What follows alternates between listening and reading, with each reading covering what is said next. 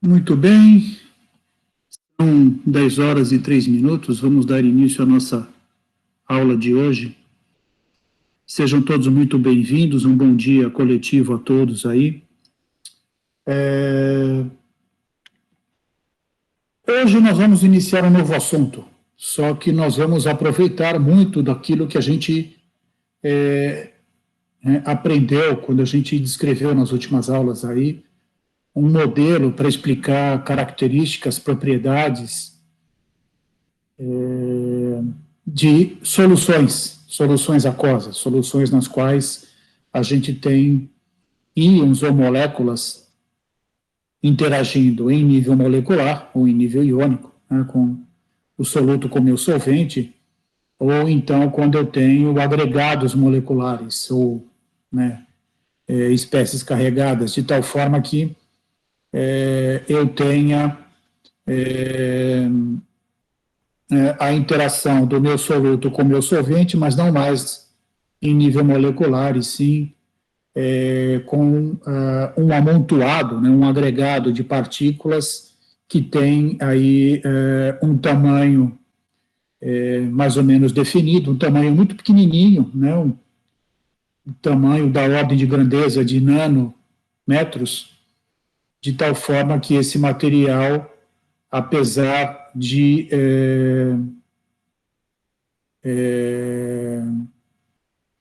estar no meio, né, da minha solução, ele não está dissolvido em nível molecular, ele não interage nesse nível. Portanto, esse material fica em suspensão, né, a gravidade não é suficiente para permitir que esse material decante, e muitas das vezes, soluções como essas, que são conhecidas como colóides, a gente nem percebe que são soluções, a gente só percebe se fizermos alguns testes, ou o principal dos testes, né, o teste da passagem de um feixe de luz, que deve ser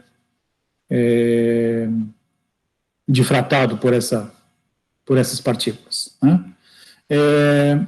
O que a gente vai começar a estudar hoje, basicamente, é entender e desenvolver um modelo que explique como é que processos de transformação ocorrem em meio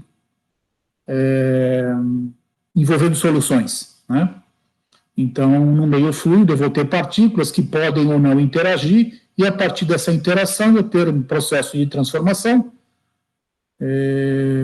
e tentar avaliar, né, uma grandeza associada a esse processo que se chama constante de equilíbrio, né, que vai nos dar a ideia de como esse processo está acontecendo em termos de ordem de grandeza. Se acontece muito, se acontece pouco, se acontece mais ou menos. Né? Para isso, a gente tem que começar a pensar num modelo em que, toda vez que a gente coloca duas substâncias em contato, né, esperando que haja algum processo de transformação entre elas, esse processo ocorre de maneira que a gente possa desenvolver a ideia de que nem sempre a reação vai acontecer de maneira total, e pode idealizar um modelo de que também não vai deixar de não acontecer o processo. Né? Ou seja, os dois extremos deixam de existir ou podem existir, né, de maneira efetiva dentro desse nosso modelo. Né? Parece um tanto quanto vago, mas a gente vai conversando aqui, eu vou tentando explicar cada vez mais para vocês. A verdade é que a experiência nos mostra que toda vez que há um processo de transformação envolvendo uma espécie química, né, uma espécie genérica qualquer, A, né, e essa espécie começa a se decompor, né, para gerar um produto, né, a gente pode pensar nas duas situações, ou em pelo menos duas situações, né, ou essa espécie química genérica A, né, se decompõe totalmente para formar o produto, né, ou ela se decompõe parcialmente para formar esse produto. Né. Existe a terceira hipótese, que ela simplesmente não reagir, né? Ou reagir de maneira muito efêmera, né? Muito pouco provável, né? De que o processo aconteça. Então, o que a gente vai fazer é desenvolver um modelo para a gente enxergar isso. Tá? Logicamente, esse modelo que a gente vai desenvolver é um modelo mais simples, bem mais simples, do que o que vocês vão ver a posteriori, né, em outras disciplinas, em outras partes do curso de Química, porque esse modelo basicamente envolve soluções aquosas, soluções que vão ter aquelas espécies dissolvidas, soluções que, quando são colocadas em contato umas com as outras, formam um material, ou seja, acontece um processo de transformação, formam um material, e esse material pode ser um material que precipita, ou seja, um produto insolúvel, pode ser um material que muda de cor, né? Então, tem várias possibilidades. Então, o que nós vamos fazer aqui, basicamente, é desenvolver, né, essa ideia para que a gente venha a entender, né, a grandeza do processo baseado nesse parâmetro, né, que é de suma importância para o entendimento do processo de transformação, que é a constante de equilíbrio. Tá ok? Então, essa é a meta das nossas próximas aulas.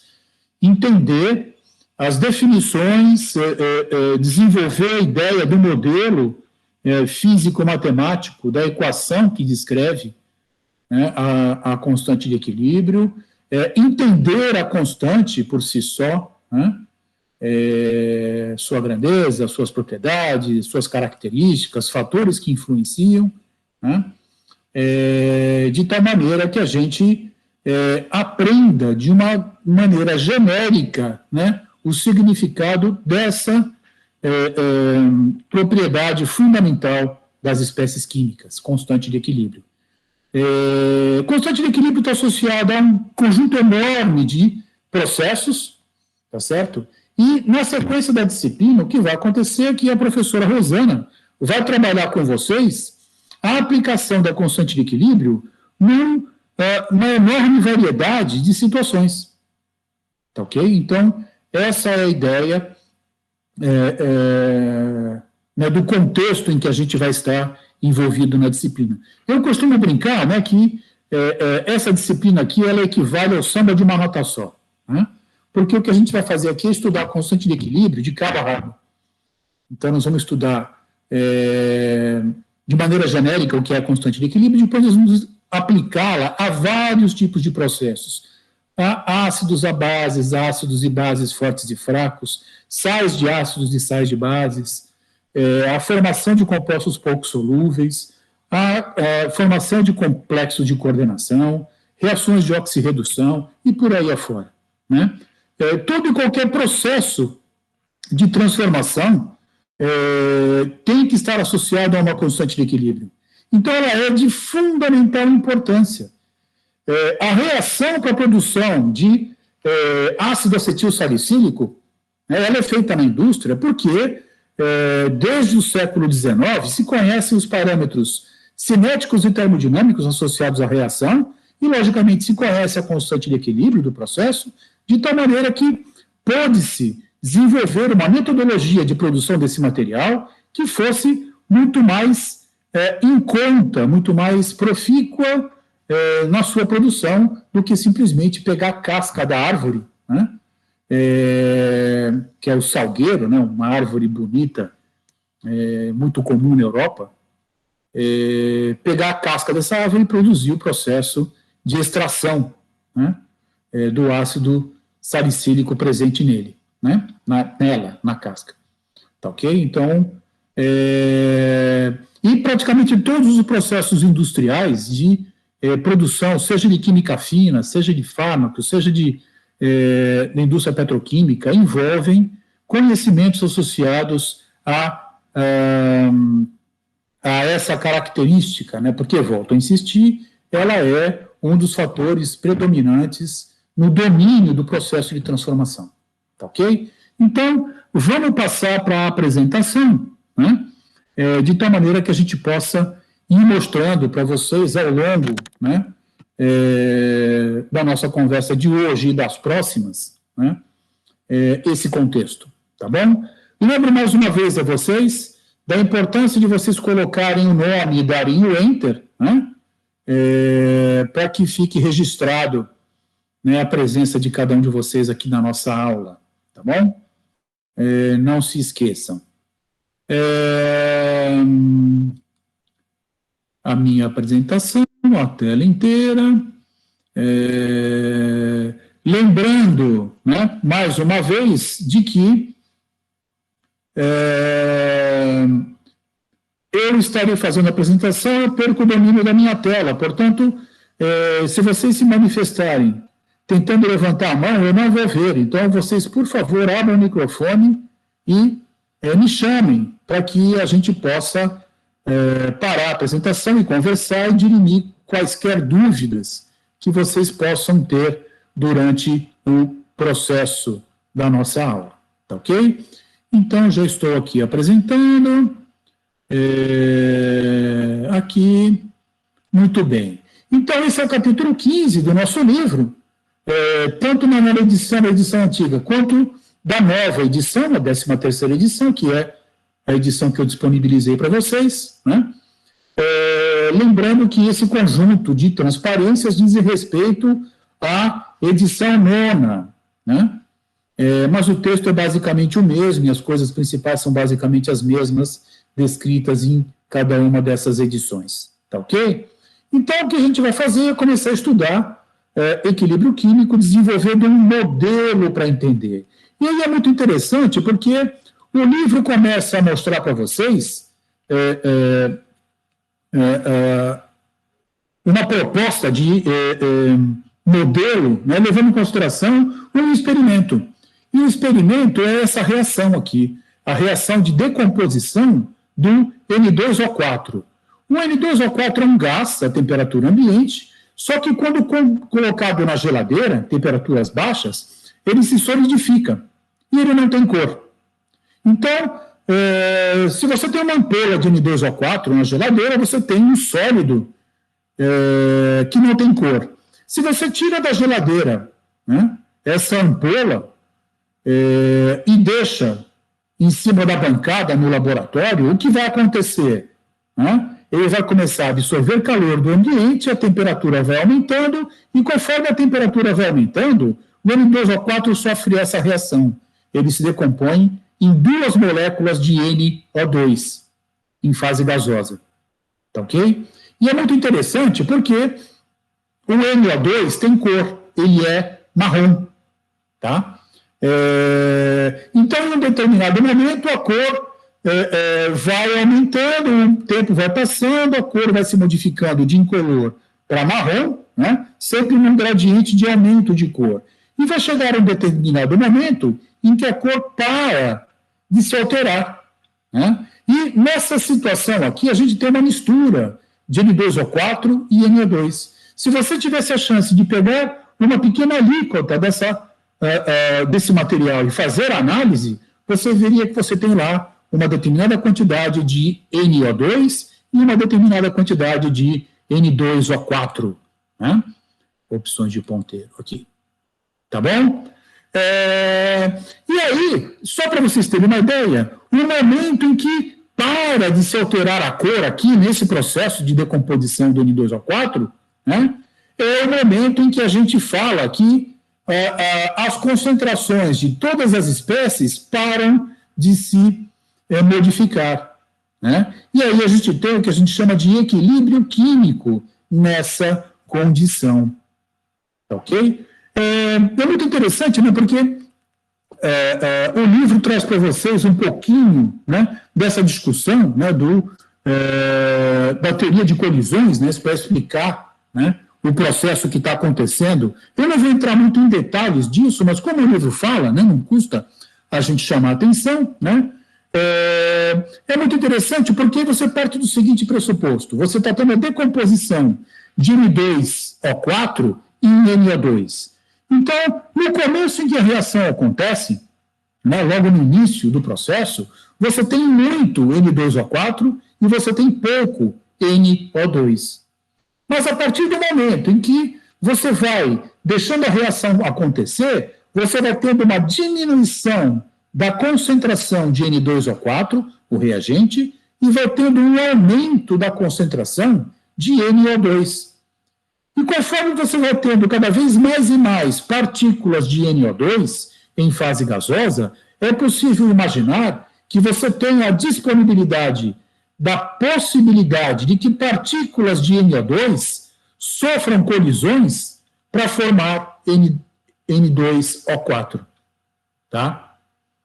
Então, o que a gente está falando, né, é isso. A reação de decomposição, eu tenho a quebra da interação química entre os átomos de nitrogênio do N2O4. Ou seja, eu quebro esta interação aqui. E aí formo NO2 e NO2, que está aqui. Né? Mas conforme eu vou reagindo N2O4, eu vou aumentando cada vez mais a concentração de NO2, que é o meu produto. Quanto maior a quantidade de espécies químicas do meu produto, maior a possibilidade de que choques aconteçam. Lembrem-se que nós estamos falando de partículas em fase gasosa. Partículas em fase gasosa, elas estão se locomovendo no espaço. Né? Então, a gente vai aumentar a possibilidade de que duas moléculas de NO2 produzam, interajam numa determinada geometria que tem que ser muito próxima dessa aqui, para que então aconteça a formação da ligação química novamente. E aí, NO2 forma N2O4. Tá ok? Então, essa é a ideia. Né? E aí, conforme isso vai acontecendo, o que é que você vai tendo? Você começa a ter cada vez menos modificação da concentração de N2O4, porque aquilo que está sendo consumido já está sendo formado de volta, e você vai tendo uma diminuição da quantidade de NO2 formado, porque esse tanto do meu produto formado começa a reagir entre si para regenerar os reagentes. Até que você atinge um determinado momento em que as concentrações dessas espécies não mudam mais. E aí, nessas condições, é que a gente fala, né, que a gente atinge o chamado equilíbrio dinâmico. Tá bom? A gente pode também falar, em vez de mudanças de concentração, a gente pode falar em velocidade com que as reações ocorrem. É o mesmo tipo de linguagem. Ok? O ponto no qual a velocidade de decomposição do N2O4 se iguala à velocidade de dimerização do NO2, né? As duas velocidades se igualam, então equivale a dizer que eu atingi o meu equilíbrio. Tá? Equilíbrio esse que é chamado de dinâmico, porque isso não implica que a reação tenha parado de ocorrer. Ela pode continuar ocorrendo. Né? Em algum lugar do meu vaso reacional, duas moléculas de NO2 reagem e formam uma molécula de N2O4. Em isso acontecendo, em algum outro lugar do meu vaso reacional, uma molécula de N2O4 sofre decomposição e dá origem a duas moléculas de NO2. Então, as concentrações não mudam, mas não implica que a reação tenha parado de acontecer. Tá certo? O equilíbrio é dinâmico porque a reação não para. As velocidades são iguais da reação direta, da reação de decomposição e da reação contrária, a reação de dimerização. Tá ok? Então é bem interessante, né, porque essa aqui é a figurinha, né, que o livro mostra. Então, eu tenho o N2O4 congelado, né, então ele é um sólido. Nesse sólido eu tenho posições definidas na estrutura do meu sólido, e conforme eu vou fornecendo calor, né, eu vou rompendo as interações, então o N2O4 passa para a fase de vapor, e na fase de vapor eu começo a ter energia suficiente para romper as interações químicas, né, na estrutura do N2O4 para gerar o NO2 que está aqui. Conforme essa reação vai acontecendo, vai aumentando cada vez mais a quantidade de NO2. E aí, a cor vai se mudando, vai ficando cada vez mais escura a coloração, até o momento em que isso não acontece mais. E nessa circunstância, o que está acontecendo? Tanto N2O4 quanto NO2, em termos de concentração, não se modificam. E a velocidade com que as duas reações ocorrem são iguais. Nessas condições, a gente diz que a gente atingiu o equilíbrio dinâmico. Né?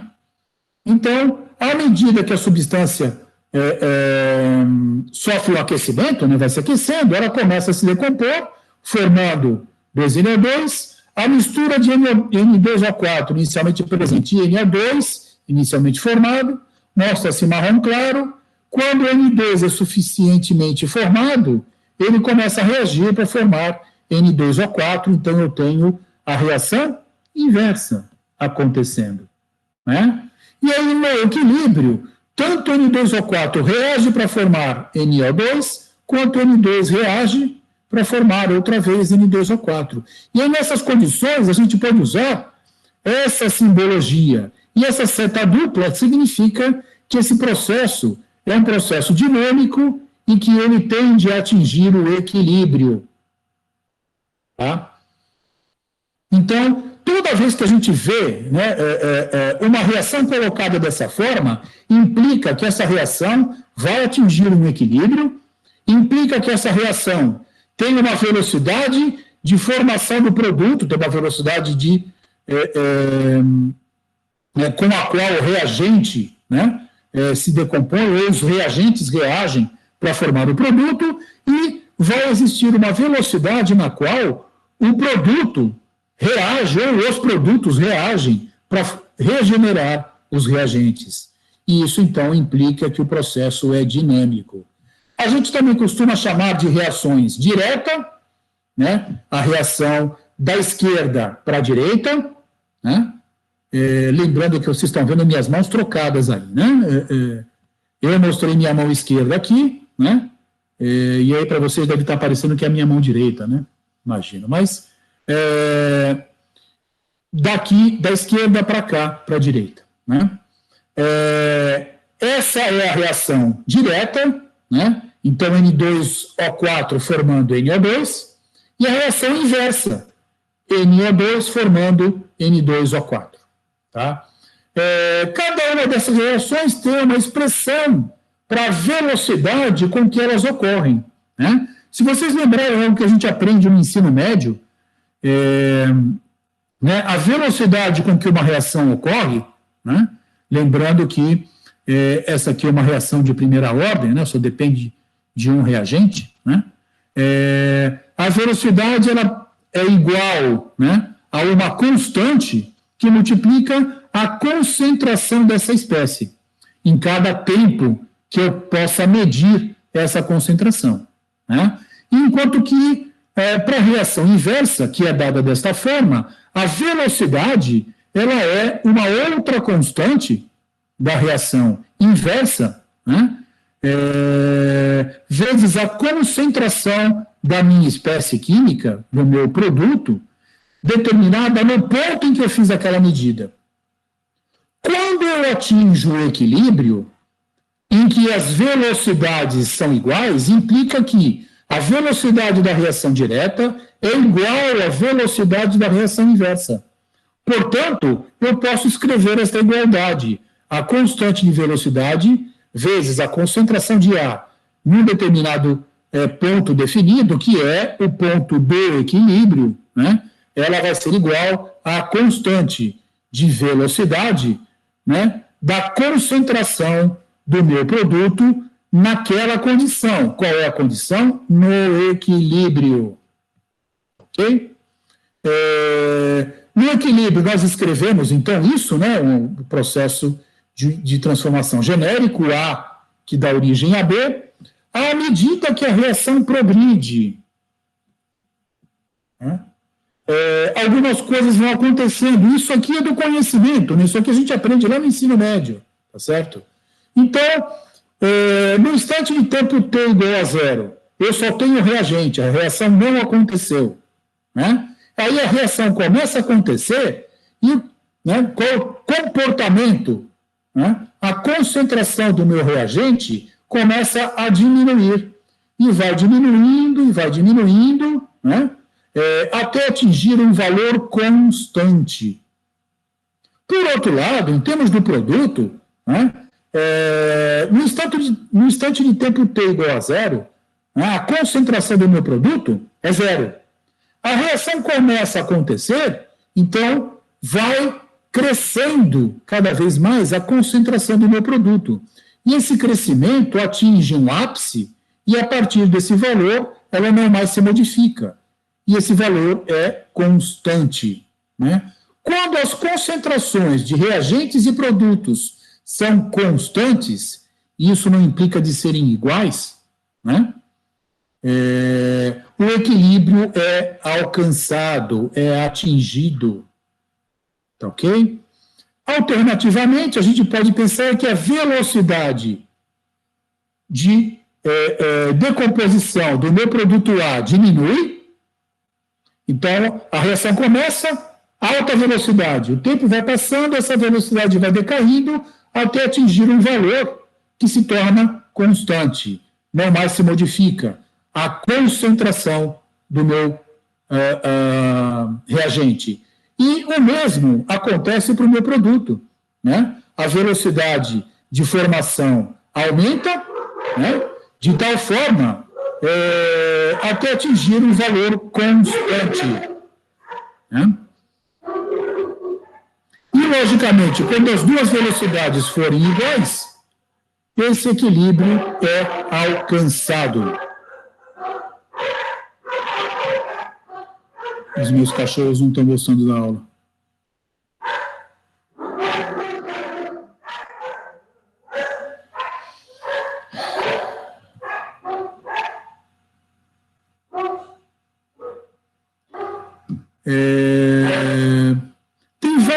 Tem vários conceitos importantes aqui, né?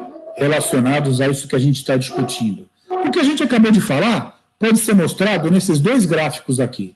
O primeiro gráfico que fala em termos de concentração, lembrando que pressão parcial de um gás, né, é diretamente proporcional à concentração desse gás. Né? Então, eu tenho a pressão parcial do meu gás A, que é o meu reagente, e a pressão parcial do meu gás B, que é o meu produto. Né? Então, a concentração desse gás reagente diminui a partir do início da reação. E a concentração do meu produto aumenta, até um determinado momento, um tempo definido, né, no qual ambas as concentrações não mais se modificam, elas são, né, constantes. E aqui vem a importância do que eu acabei de falar para vocês. Não associem que as concentrações têm que ser iguais. Elas são constantes, elas não mais se modificam. Né? E como isso aqui é um sistema em fase gasosa, né, a concentração é a pressão parcial dividido por RT, né? Então, concentração em quantidade de matéria. Tá ok?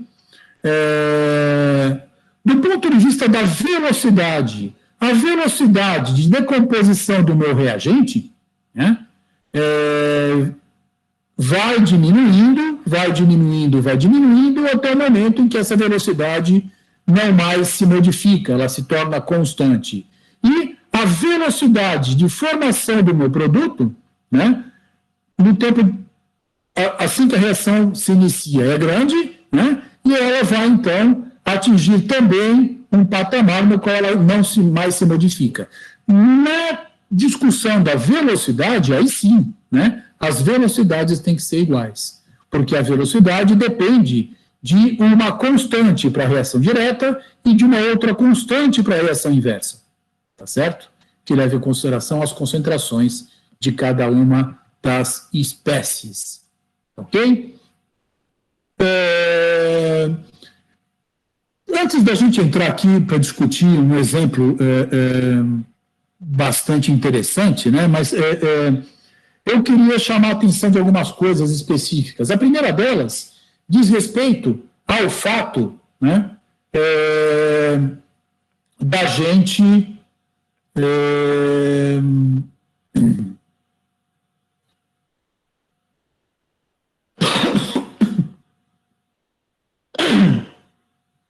desculpa.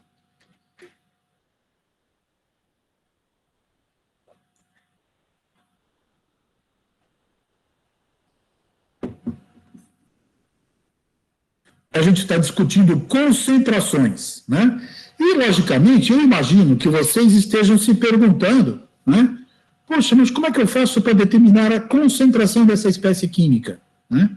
Bom, isso é parte da arte de um processo associado a uma linha de pesquisa muito interessante química, que é cinética química, né? Na qual você desenvolve modelos para explicar os processos de reação, os mecanismos de reação, a partir do conhecimento das concentrações das espécies químicas de uma determinada reação, né, e de suas concentrações no avanço dessa reação.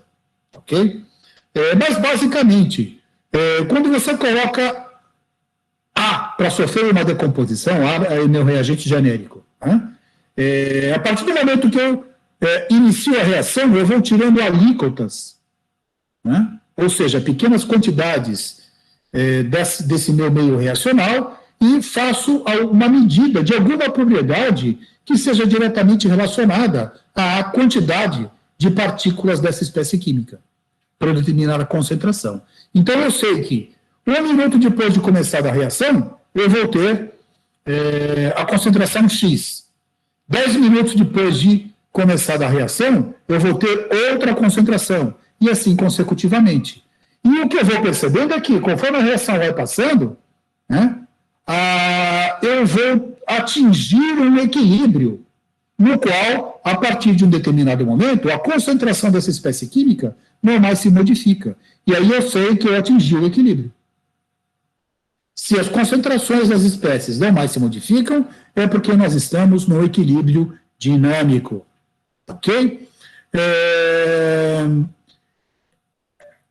Eu apresentei aqui para vocês eu vou colocar depois esse material, né, à disposição de vocês, mas isso aqui vocês encontram em qualquer lugar, né, minimamente decente, né, que apresente para vocês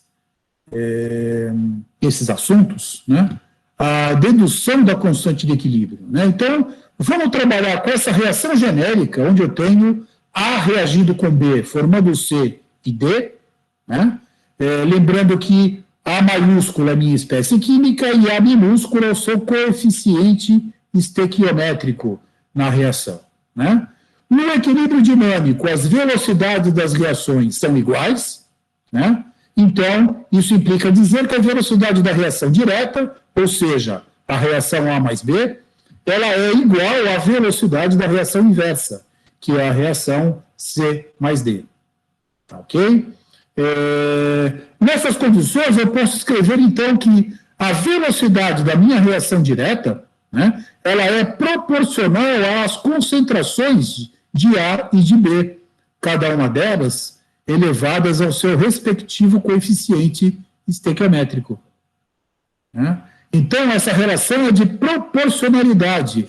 Para eu escrever a relação específica, né, eu, então, tiro a relação de proporcionalidade e escrevo aqui uma constante de proporcionalidade. Né? Então, a velocidade da reação direta ela é igual a uma constante, né, que multiplica a concentração de A elevado a A vezes a concentração de B elevado a B. Né? A qualquer momento da minha reação, se eu tiro uma alíquota e determino A e determino B, eu vou determinar a velocidade com que essa reação ocorre. Vai atingir um determinado momento no tempo em que as concentrações de A e de B não mais se modificam. Se elas não mais se modificam, implica que esse valor aqui vai ser sempre constante. Ok? Então, no equilíbrio dinâmico, a velocidade é constante, né, da reação direta. Para a reação inversa é a mesma coisa. Ela é proporcional às concentrações dos meus produtos, elevados cada um deles aos seus coeficientes estequiométricos, enquanto que eu posso escrever, então, que a velocidade da reação inversa ela vai ser igual a uma constante de velocidade dessa reação inversa que multiplica as concentrações. Aqui está errado, né? Isso aqui é sobre índice, né? Novamente, se eu vou medindo no tempo, eu vou vendo que as concentrações vão se modificando até atingir um determinado tempo, no qual, a partir dele, as concentrações dessas espécies não mais se modificam, implica, então, que eu atinjo um valor constante para a minha velocidade. Tá certo? E aí, no equilíbrio dinâmico, as velocidades são iguais. Se V, a velocidade da reação direta é igual à velocidade da reação inversa, eu posso escrever esta igualdade, né? A constante de velocidade da reação direta vezes as concentrações de cada um dos reagentes no equilíbrio, né, é igual à constante de velocidade da minha reação direta, inversa, perdão, vezes as concentrações de cada um dos meus produtos, né? Nessas condições, eu posso, então, rearranjar a minha expressão de tal forma que eu separo de um lado as constantes, né, e de outro lado as concentrações das espécies químicas, né? E aí, né, a gente tem uma relação muito legal. Por quê? De um lado eu tenho uma relação entre duas constantes. A constante de velocidade da reação direta dividido pela constante de velocidade da reação inversa. Uma relação entre duas constantes também é uma constante, tá certo? Então, eu posso dizer que essa relação é uma constante, que eu vou dar um outro nome e vou chamar de constante de equilíbrio, K subíndice EQ. Isso aqui pode ser KC, pode ser K, pode ser KE. Vocês vão encontrar com vários tipos de nomenclatura, né? O importante é de relacionar que essa constante aqui, ela é a constante de equilíbrio, tá? Então, a minha constante de equilíbrio, ela vai ser uma relação entre as concentrações de todas as espécies químicas envolvidas na reação no equilíbrio. Então, isso é fundamental de ser entendido. Se a minha reação ainda não atingiu o equilíbrio, então ela é uma constante qualquer, né? Porque ela vai te dar uma relação entre as espécies químicas naquelas condições. Eu só posso chamá-la de constante de equilíbrio, né, quando eu coloco aqui as concentrações de reagentes e produtos no equilíbrio dinâmico. Então, está aqui explicitado os valores de A elevado a A. E demais espécies são as concentrações de reagentes e produtos no equilíbrio dinâmico. Então, eu gosto de falar isso, né, porque eu acho que é importante e ajuda, né, a impactar um pouco, né? A minha constante de equilíbrio, ela é uma relação entre as concentrações de todas as espécies envolvidas na reação. Mais especificamente, a minha constante de equilíbrio, ela é o produto das concentrações dos produtos no equilíbrio dinâmico, cada um deles elevados aos seus respectivos coeficientes estequiométricos, dividido pelo produto das concentrações dos reagentes no equilíbrio dinâmico, cada um deles elevados aos seus respectivos coeficientes estequiométricos. Ok? Estamos entendidos? Alguém quer fazer alguma pergunta, algum comentário? Essa dedução ela é muito simples e ela é muito fácil, né, de ser compreendida, pelo menos essa é a minha visão. Né? A gente não está aqui fazendo nada de diferente do que vocês já viram, já conhecem. Estamos utilizando conceitos básicos de cinética química, de conceitos de velocidade de reação, de mudanças de concentração, para introduzir esse, né, conceito, né, essa ideia de equilíbrio dinâmico que pode acontecer num processo. E isso é muito legal, né, porque isso consegue te dar uma ideia fundamental de como o meu processo de transformação está acontecendo. Se eu preciso fazer uma reação entre A e B, né, eu tenho que, de alguma maneira, olhar para essa reação e olhar para o seu conceito de equilíbrio para saber de que maneira eu posso tomar proveito dessa reação. Se essa reação tem um rendimento baixo, o que eu posso fazer para modificar esse processo de tal maneira que eu melhore isso? Você pode modificar tanto parâmetros termodinâmicos, você pode aumentar a pressão, modificar a temperatura, né? Variar a concentração, né? Como você pode modificar o parâmetro cinético, né? Por exemplo, mexendo na energia de ativação da sua reação, colocando um catalisador. Tá ok?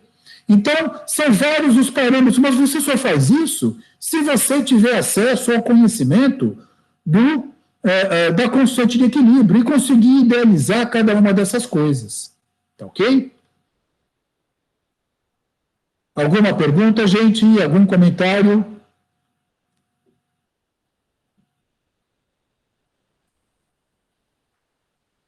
Vamos considerar aqui o processo Haber. A gente vai passar uma aula inteira, praticamente, falando dessa reação, né? Essa é uma reação fundamental, uma reação que mudou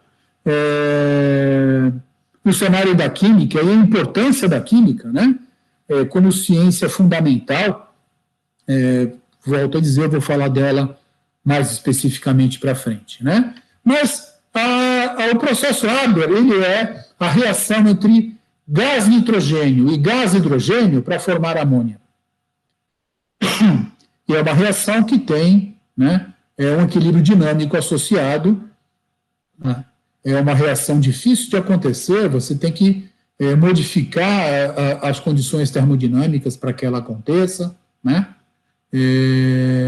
Mas, independente disso, se você começar essa reação com uma mistura de nitrogênio e hidrogênio em quaisquer proporções, né? Ou seja, começar a reação da forma comum, colocando N2 e H2, os reagentes, essa reação vai alcançar o equilíbrio com uma concentração constante, não apenas dos reagentes, mas também do produto.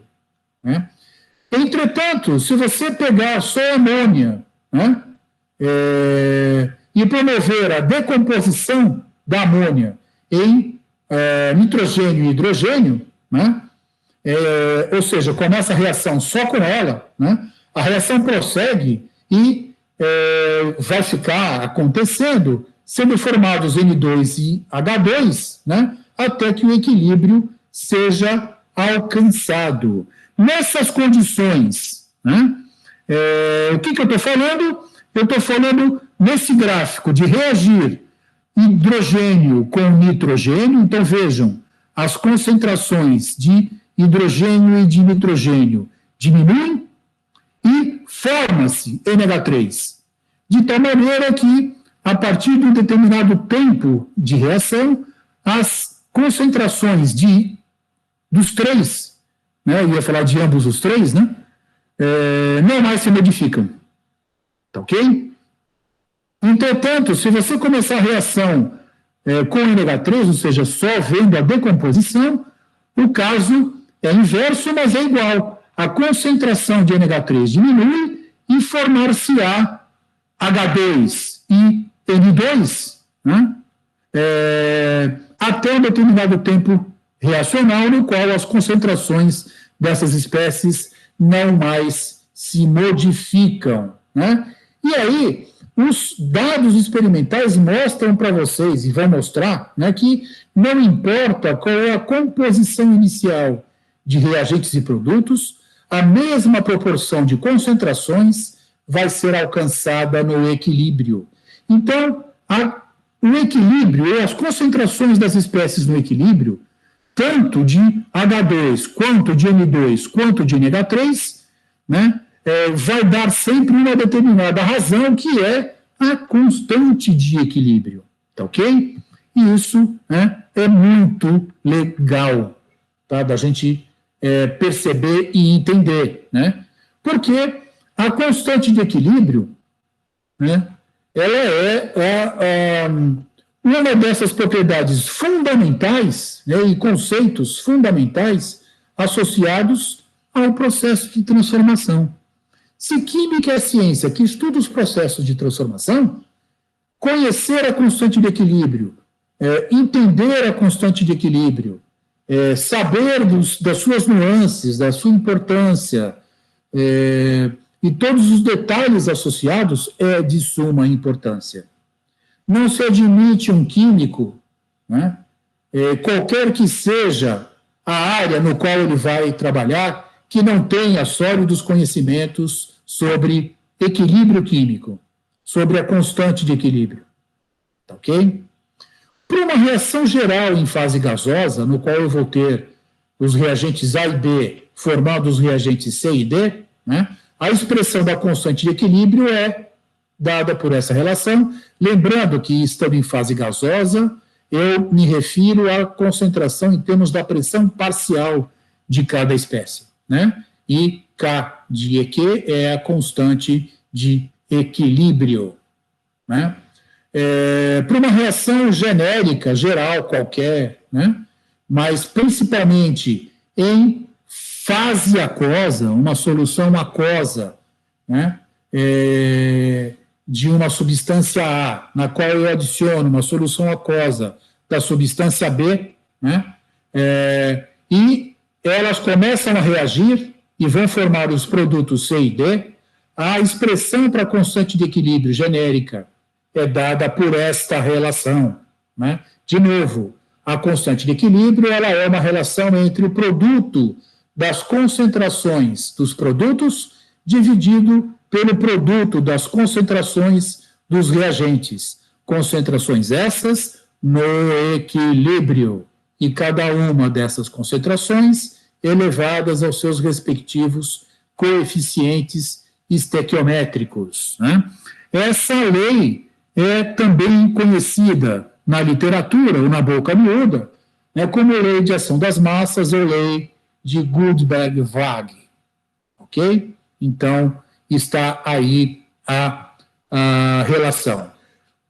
Vários detalhes associados à constante de equilíbrio, né? A constante de equilíbrio, ela é baseada nas concentrações em quantidade de matéria, de reagentes e produtos.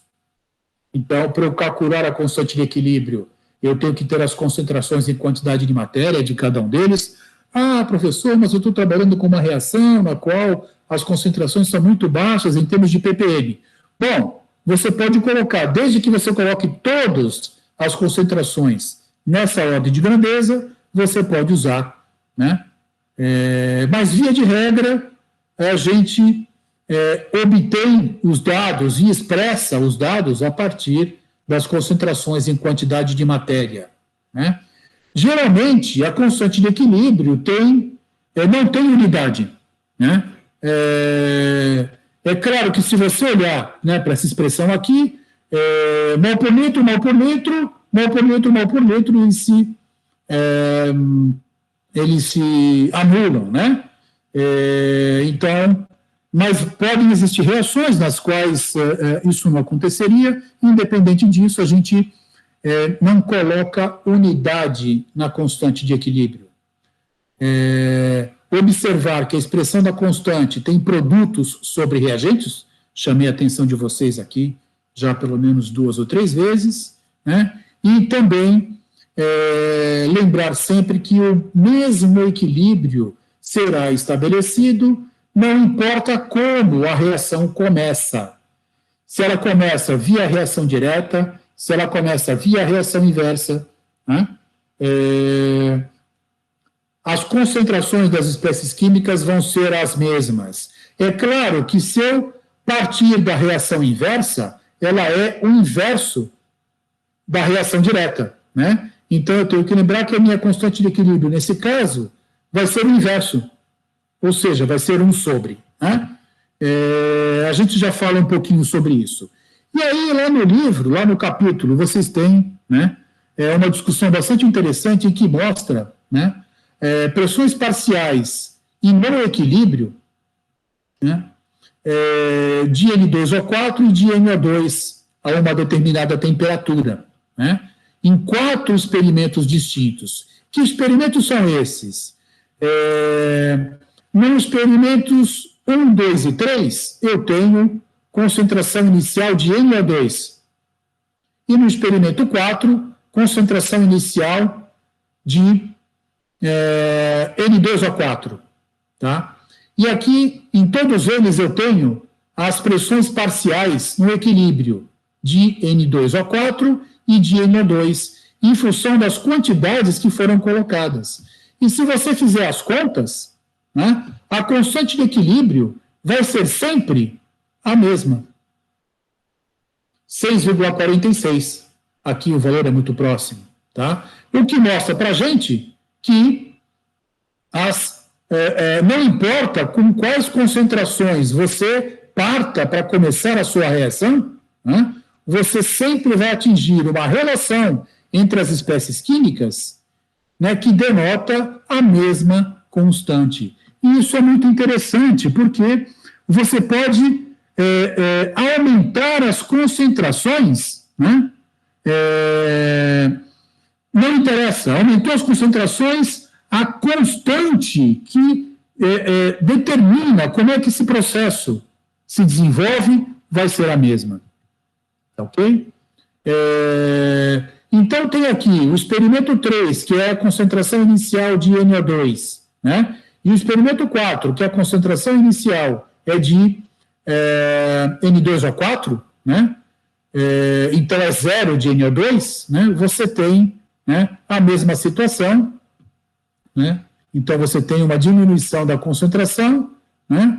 E um aumento da concentração de tal forma que você atinge as mesmas condições, né? Em termos da discussão da constante de equilíbrio. E aí eu queria conversar com vocês alguma coisa de suma importância e é fundamental no entendimento, né, do equilíbrio químico e da constante de equilíbrio, que é a ordem de grandeza, né?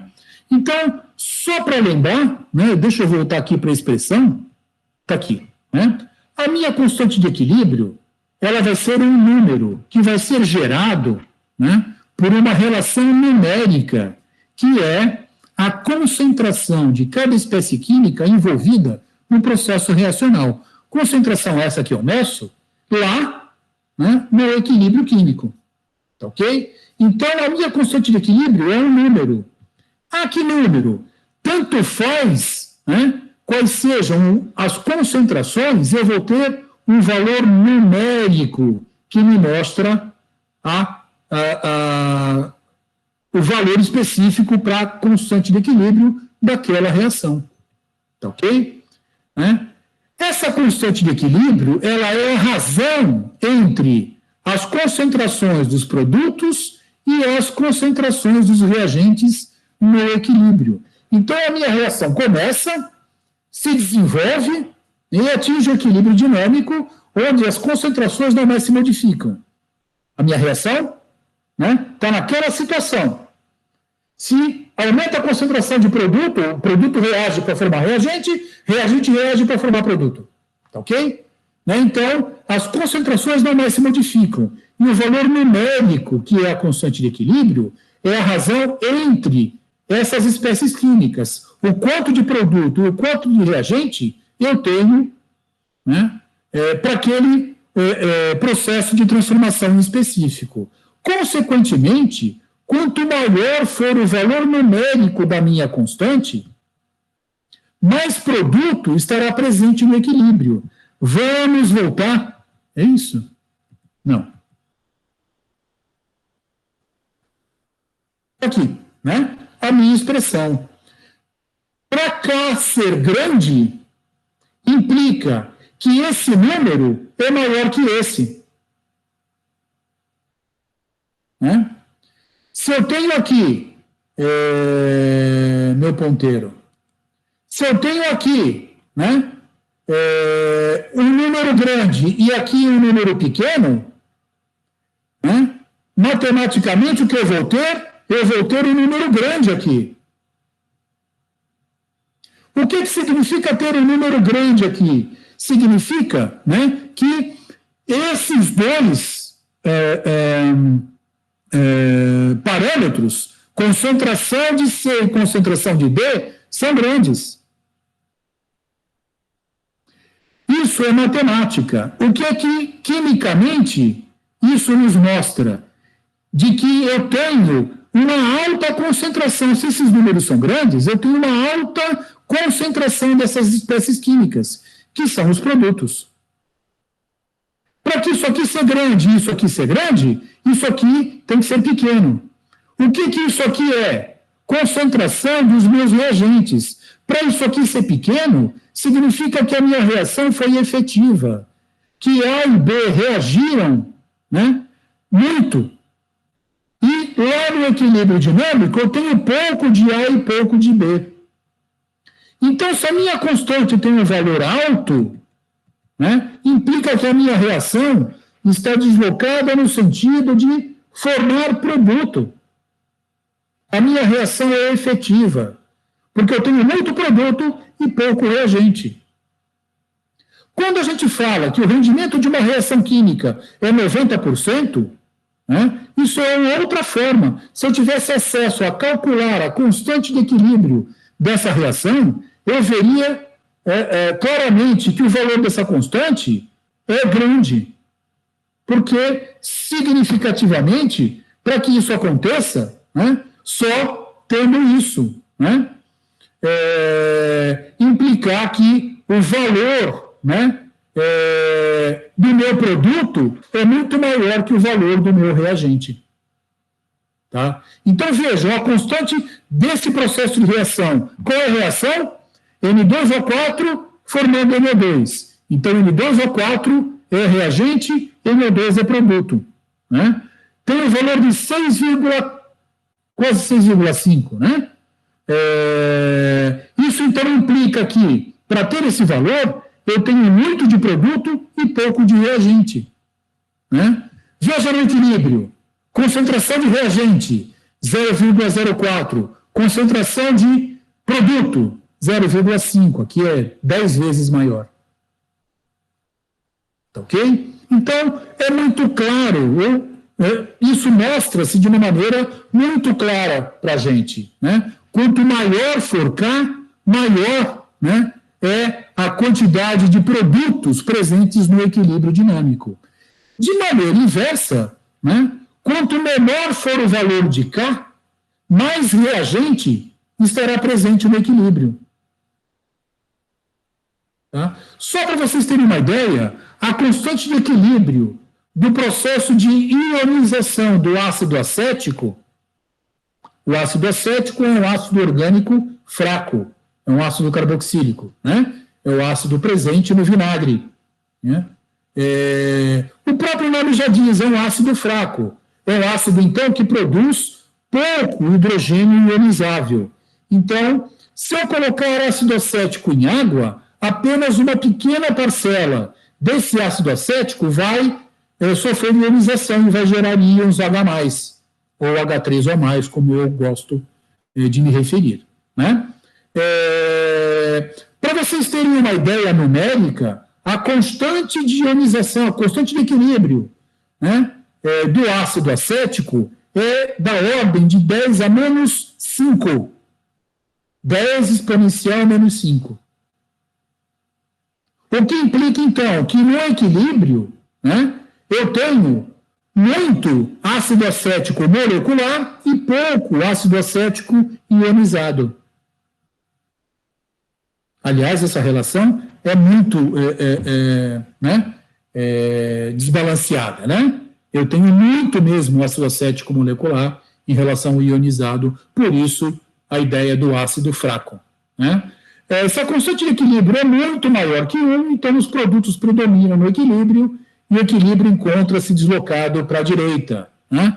E aí a gente tem, né, essa a relação aqui, né, que o livro faz, que é bem interessante, né? E se K é muito menor que 1, os reagentes predominam no equilíbrio e o equilíbrio encontra-se deslocado à esquerda, né? Ou seja, a reação ocorreu de maneira muito pouco eficiente, né? Então, para K maior que 1, eu tenho muito produto e pouco reagente no meu equilíbrio, e para constante muito menor que 1, é o inverso, eu tenho muito reagente e pouco produto, ok? Então, essa aqui é uma relação bastante interessante da gente ter na nossa cabeça, né?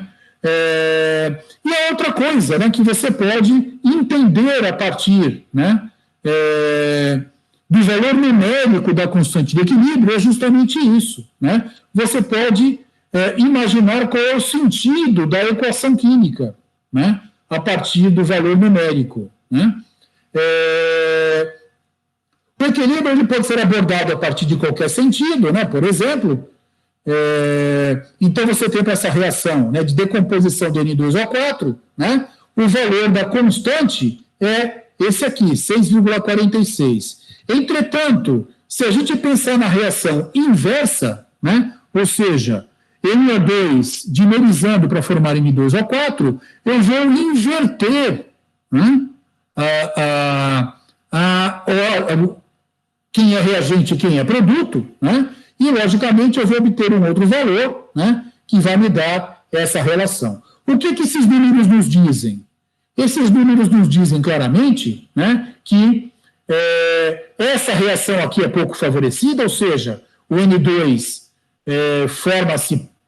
se dimeriza pouco para formar N2O4, que a reação preferencial é N2O4 reagindo para formar NO2, tá ok? Então, é isso o que a gente pode imaginar, né, no entendimento do sentido da equação química, tá?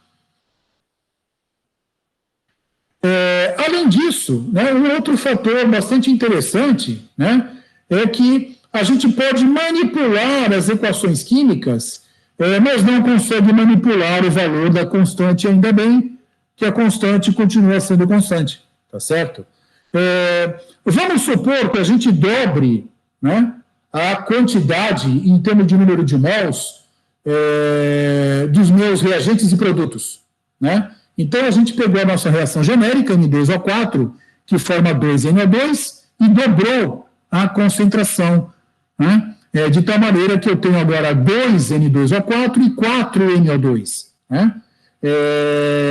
Né? Então, eu chego a essa expressão, minha constante de equilíbrio vai ser a concentração de NO2 elevado à quarta potência, a concentração de N2O4 elevado ao quadrado, né? Isso aqui é exatamente, né, o quadrado da expressão da constante de equilíbrio, tá? O que implica que, né, tem algumas coisas bastante interessantes. A constante de equilíbrio, do sentido inverso da minha reação, é o inverso daquela para o sentido direto, né?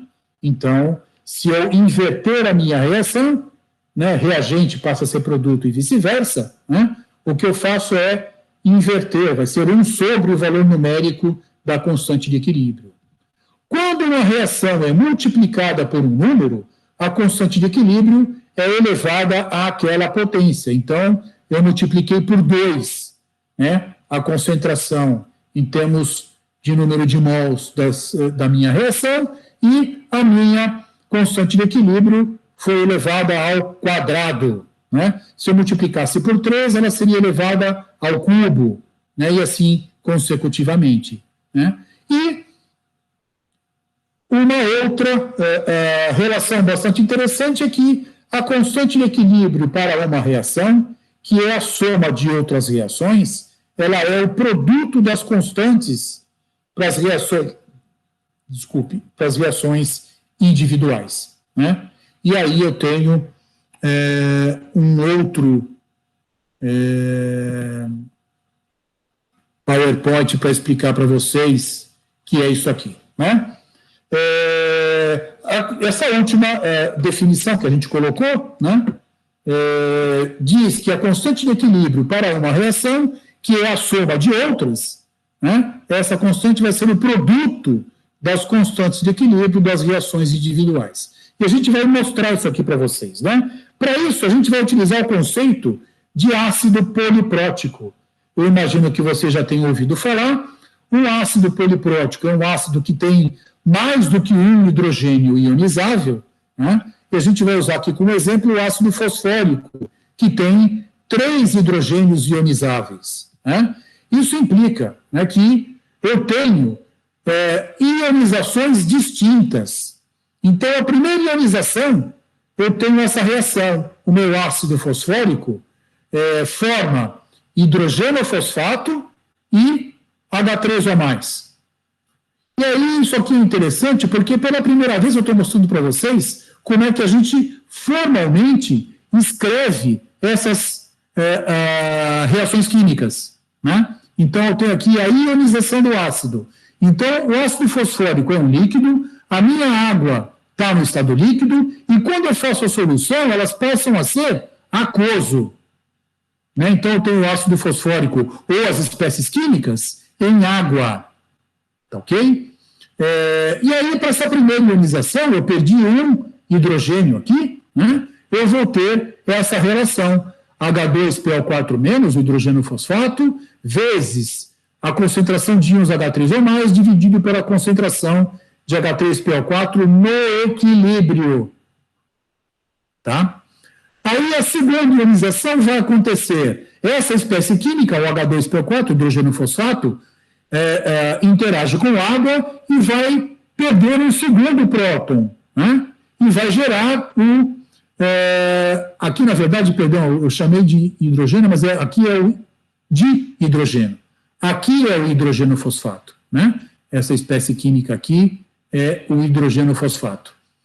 E íon H3O+, e para essa né, expressão aqui, a constante de equilíbrio, que eu vou chamar de K2, né, é a concentração de hidrogênio fosfato vezes a concentração de íons H3O+, vezes a concentração de dihidrogênio fosfato no equilíbrio, né, e a terceira ionização que acontece, né, o hidrogênio fosfato perde o seu último hidrogênio ionizável, interagido com água, para formar um íon fosfato, né, e íon H3O+.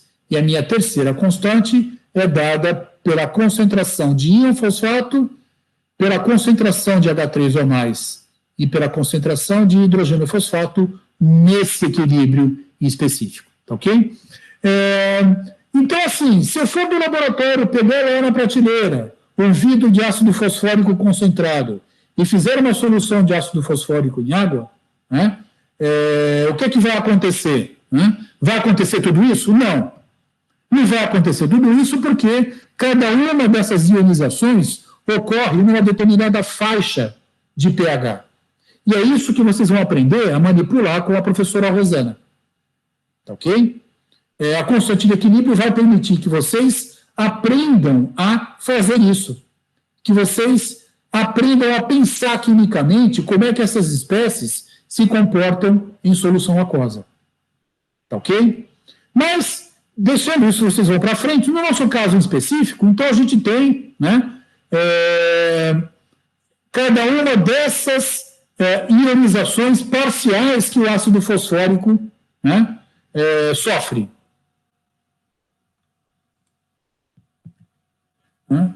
Qual é a nossa ideia? É que a soma das reações é o produto das constantes individuais. O que eu estou falando aqui, né? A minha constante de equilíbrio, né, total vai ser o produto das constantes 1, 2 e 3. A minha reação global era dada desta forma. o ácido fosfórico em água, né, gera íon fosfato e 3 íons H3 ou mais. Então, a minha expressão para a reação global é essa aqui: fosfato, H3 ou mais elevado ao cubo e a concentração de ácido fosfórico no equilíbrio, né? E se eu fizer o produto de K1, K2 e K3, né? Então eu coloquei aqui, e é só vocês fazerem isso em casa, né? Que vocês vão, aqui, K1, K2, K3, né? Vocês vão obter exatamente a mesma relação com as simplificações que vão acontecer, né? Sempre lembrando que cada espécie química prevalece em um determinado valor ou faixa de pH. Por exemplo, em pH em torno, né, de 4, eu tenho a minha primeira ionização. Em pH em torno de 9, eu vou ter a minha segunda ionização. E eu só consigo arrancar o terceiro próton em pH muito, mas muito básico, em torno de 13 a 14, no limite do meu modelo. Tá bom? Então, se eu quero ter íon fosfato a partir do meu ácido fosfórico, eu tenho que produzir uma modificação significativa das características da minha solução, de tal forma que eu atinja essas condições de pH para que para que o íon fosfato prevaleça. Tá bom? Mas, volto a insistir, isso que vocês vão aprender, né, na sequência, quando a Rosana trouxer para vocês as características do equilíbrio envolvendo ácidos e bases fortes e fracos e sais de ácidos e de bases. Tá certo?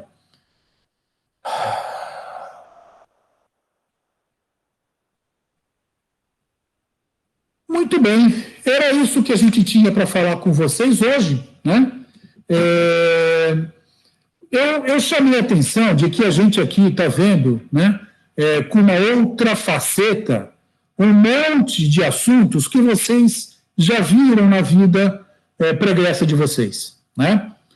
Entretanto, a gente está vendo um monte de coisas. E é preciso que esse monte de coisas que a gente está vendo se consolide na cabecinha de cada um de vocês, de maneira a montar um quadro que vai nos permitir entender a constante de equilíbrio, né? Então, eu preciso de um modelo, né, que descreva para mim o comportamento de um processo reacional, né? Eu preciso entender que, nesse modelo, reagentes reagem para formar produtos, né? E as concentrações ou velocidades vão se modificando de tal maneira a atingir o equilíbrio dinâmico, e na situação do equilíbrio dinâmico, a minha reação não para. As concentrações que não mais se modificam. Tá? Então, no equilíbrio dinâmico, as concentrações das espécies químicas, reagentes e produtos, são constantes, né? E a partir desse entendimento, a gente consegue escrever, né, a dedução de uma expressão, que é a equação de Gutenberg-Waage, para a gente entender como é que a gente obtém, né, a constante de equilíbrio para um processo genérico de transformação qualquer de A reagente dando B produto, tá certo? Então, nessas condições, fica aí bem claro como é que a gente deve se portar, né, para entender. Aí a constante propriamente dita, né, tem uma série de características e propriedades. A gente viu aqui, discutiu várias delas, né, e é importante que a gente aprenda isso. A principal delas é que o valor numérico da constante já nos dá todas as pistas possíveis e imagináveis para entender o processo, né? Se eu falo para você que eu tenho uma reação de A se decompondo para formar B, e que o valor dessa constante é 10, né, isso implica que, de maneira muito efetiva, A forma B. De que no equilíbrio dinâmico eu tenho muito B e pouco A. De que é uma reação que vale a pena. Tá certo? Se, por outro lado, eu mostrar para você uma reação de A reagente, formando B produto, e o valor dessa minha constante é de 10 a menos 5, né, isso, numericamente, já nos mostra que, no equilíbrio dinâmico, a concentração dessas espécies químicas, né, é bastante diferenciada. Ou seja, eu tenho muito reagente e pouco produto. Tá? Então, a interpretação do valor numérico da constante já nos dá todas as pistas possíveis e imagináveis sobre o processo como um todo. Se eu falo para vocês que eu vou reagir íons cloreto com íons prata e vou formar um produto insolúvel, que é o cloreto de prata, e que a constante de equilíbrio associada a esse processo é da ordem de 10 a menos 8, partindo do pressuposto que eu estou discutindo de que a GCl forma íons cloreto e íons prata, e que esse processo tem uma constante de 10 a menos 8, isso indica claramente que eu tenho muito HCl e poucos íons cloreto e íons prata. Então, a HCl é um produto muito pouco solúvel. É um sal insolúvel. Então, se eu tenho íons cloreto numa solução e a ele eu adiciono íons prata, vou formar um precipitado, que eu vou separar desse meio. Essa é a ideia por trás do trabalho de laboratório que a gente vai fazer. Tá? E é um dos motivos fundamentais do conjunto de reações e testes para detectar de maneira qualitativa, né, íons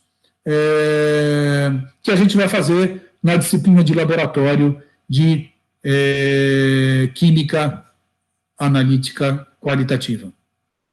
Ou análise qualitativa, já não lembro mais qual é o nome da disciplina. Tá bom? É isso, gente. Né? Muito obrigado a todos.